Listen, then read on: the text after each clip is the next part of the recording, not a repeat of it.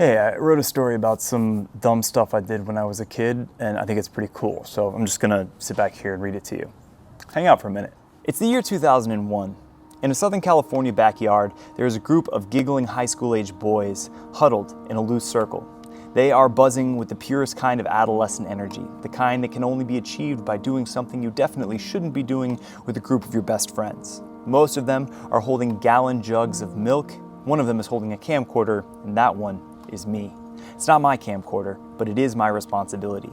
The camcorder is important to this story. I believe it belongs to Jeff, technically Jeff's mom, but it has been absorbed into the commons of our teenage friend group. This stuff happens a lot.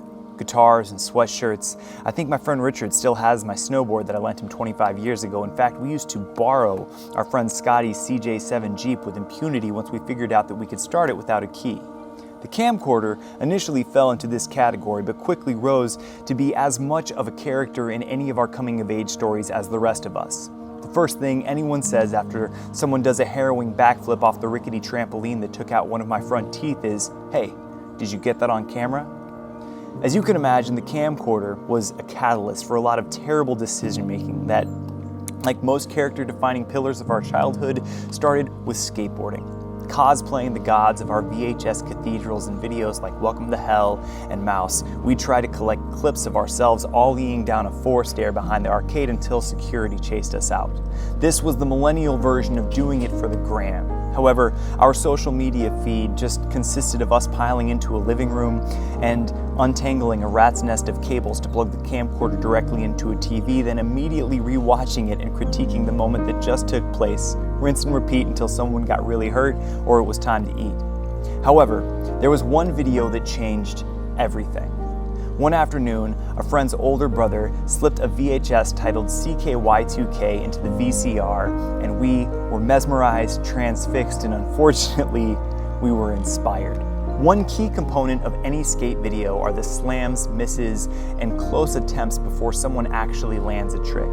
The psychology behind this lies somewhere between dopamine throttling and schadenfreude. It feels good to watch someone land a trick, but it feels significantly better to watch them land that trick after having watched 7 near misses that often result in serious bodily injury. While CKY still had some skateboarding, they realized that risking some serious bodily injury alone was in and of itself a trick. This turned out to be revolutionary. It was predominantly a series of skits that involved riding on the top of furniture being towed behind a car in Iceland, or intentionally totaling a rental car after purchasing $9 a day insurance, and a series of other deeply problematic bits that felt like pure, undiluted teenage skate culture. This video had 2 personally significant ramifications. One, along with Johnny Knoxville's work for the skateboard magazine Big Brother, it was the precursor to what would become Jackass. And 2, it showed us that we didn't actually have to be good at skateboarding to make videos. In the coming months, Jackass would premiere on MTV, and our underdeveloped frontal lobes filled with intrusive thoughts that we could not be trusted to resist. Some of the ideas were just beyond our tolerance for risk, like shooting each other at point-blank range with paintball guns. And some of the ideas, well, they were definitely within the scope of what we could achieve in an average unsupervised afternoon, like climbing into shopping carts and propelling them into shrubbery. This led us to the fateful day that we found ourselves in Scott's backyard, each trying to down a gallon of milk in 1 hour. The gallon challenge is mostly impossible for a few reasons. The first being physics. The human stomach has a capacity for about 1/2 of a gallon. Thus, when you flood it with more fluid than that, the stretch receptors trigger a vomiting reflex. The second being chemistry. Because of the fat and protein content of the milk, it begins to coagulate and thicken in the stomach, making it even slower to move to the lower intestine, which also triggers, you guessed it, a vomiting reflex.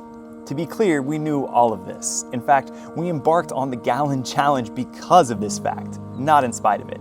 To be clear, the camcorder was also there largely because of this fact. From the jump, the challenge was never about who could actually finish the milk, let alone who could finish it the fastest. The challenge became who could vomit in the most cinematic and hilarious fashion. The boys did not disappoint. The boys immediately began chugging as much as they could, as fast as they could, and no one made it longer than 15 minutes. I will not disturb you with the gruesome details, but I will say that in my 42 years of life, it was one of the most hilarious and disturbing afternoons I have ever experienced. But it was, and this is important, it was enough. None of us ever really needed to do any kind of stupid shit like that for the camcorder again. We could not and did not desire to ever top that moment. As we watched it back, we realized that there was a clear divide between amateur teenagers and career-level degenerates, and we were happy to stay in the bush leagues. The camcorder was an accomplice. It was an enabler. But I think the most powerful thing about the camcorder is that it was not connected to the internet. It ended with us. There was a small group of people who would ever see what it captured, and we could curate and control that group. While we may have been inspired by big-name skaters and stuntmen on Jackass, we knew that those memories mostly remained within the people who lived them. There is a common observation that Gen Z is drinking less and staying home more, that they are so terribly concerned with how they will be perceived that they are living much smaller and more cautious lives, that this is directly related to the fact that everyone is connected to a camera that is connected to the internet at all times. That no moment like the one in Scott's backyard where boys are doing dumb stuff for the love and curiosity of doing dumb stuff is free to exist offline anymore. I pinged the boys several times while writing this and could find no one who had any idea of what happened to the tape that we collected that day. We have the privilege of a youth that only exists in stories like this and between me and my therapist. We get the privilege of being legends in the grainy digital VHS quality of our own failing memories. Thanks for listening.